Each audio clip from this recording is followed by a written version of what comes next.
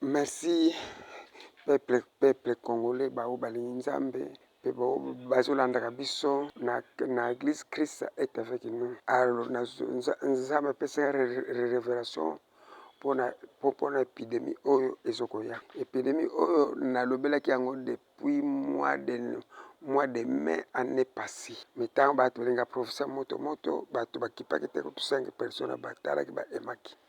Me nazongisa yango lisusu na rappele bino epidemi oyo eya na kanda nzambe. Mais toujours likambo nyonso ya kanda nzambe eyaka satan mpe aprofitaka tiaka satan nde amoni epidemi ezo na mokili ye en rapidité na bavaccin. Reno mobimba esalamaki na Belgique bafandaki monde inteneble na bato batravaka na monde inteneble bafandaki na Belgique. Reno nini ezalaki na Belgique. Bapeuple africain si baréveille pour convaincre bango eza mpasi nini fo tosala. Esengelaki toutilize vaccin. Malade oyo ya épidémie oyo esengeli toutilize vaccin. Vaccin wana ntango bakobeta yango na bakona bana eneutralize bamémoire na bango. Ntango bakoneutralize bamémoire bareso na bango ekozala na retard. Bavaccin oyo ekozala malamu mingi te ekodesala mpe bato ebele bamosusu mpe ekobakisa bamalade. Bavaccin oyo ya eza mabien te monde internet bouti na monde internet reno ezalaki na Belgique vaccin eza bien te. Lelo bana na biso ebele bakóma bakuluna me boyebi te bozo bekanga bana bakuluna bamémoire bana na biso ebebaki depuis bazo biso mingi na bavaccin nyonso eyaka ezalaka mabe. Mais l'état congolais ndenge baleta na biso belinga kokososiale na basala nzambe te ezalaka mpasi mpe na baintere susu ya mindele mpo bavaccin na bambongo basala boye. Me bavaccin ezali malamu te. Bino baautorité soki moni population aboyi yango boforce population te. Soki mutu noko ozwa na ndenge na ye azwa na ndenge na me bavaccin oyo ezoya ezali malamu te. Soki olingaka nzambe olingi kobatela ebota na yo kokosa mutu na bavaccin te mpe senga mopepe oyo eza na pouvoir te. Epidemi oyo eyeye na kanda nzambe. Nzambe alobi tosengela oyo eyeba kozala sauve bakozwama na maladi oyo mpe bakozala sauve. Me po eza na kanda nzambe bakokoya na epidemi oyo ngo ntango tosalaka masumu tosalaka bamakambo mpe tobanga mpona temps ya bapasi nde ezalaka problème. Na ntango bapasi kotala likolo nzambe naza na problème na mutu maladi na kobikela ngo kaka. Me ntango oza na problème na mutu na nzambe na bato motema ozala moto yango ekoboma yo. Ntango tokomi ezali ntango pasi esengeli tofukama esengeli tosengaka esengeli tozala na reconnaissance.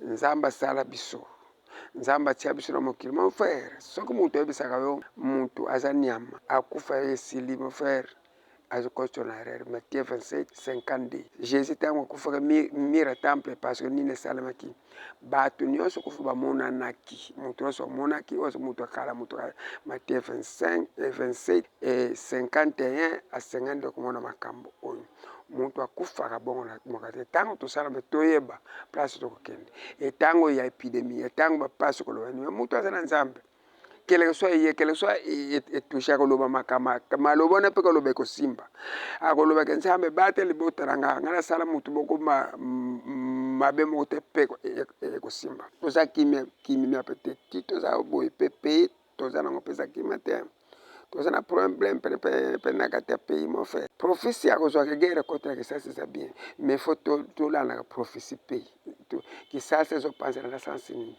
Un prophète batuni likambo kisasi ezopapana fo opesa bit guerre ezokota na RDC ezokota bit ezokota na guerre na RDC ni prophétie ezali tozwa prophétie ebelebele eza mikuse mitambo batuni onazuka kisasi epanzela onazukaka yo komi président onazuka yo komi gouverneur baprophétie eza bien mais eza na détail te eza na baprophétie mosusu yaka na prestige kaka boye ntango okanisaka likambo mpe sante mpe aprofite mpe apesa vision na toza kimia te na pays toza kimia te na pays soki ezosopanaka makila ya baprésident eza malamu te mpe ezokauka na kati ya pays na bino epeseli mpasi elefa ekufulaka na pays na bino ezo malamu kila so boyi président boyi nene me makila na mpo esopa na kati ya pays ezali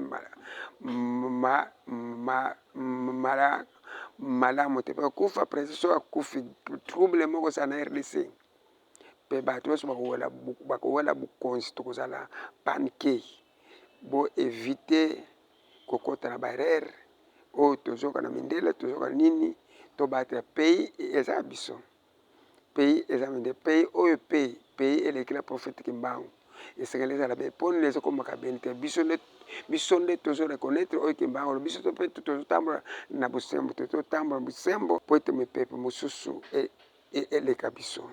Merci oyo nazalaki nango oyo ayoki abengi mpe apesa kura ntambo emaka bobengaka mpe bopesa mpe courage to makambo ebele ya kolobela bino me soki bozobenga tokozala pene na courage soki bozobenga na bino te mwa toza na courage eza te nzambe aza na bino.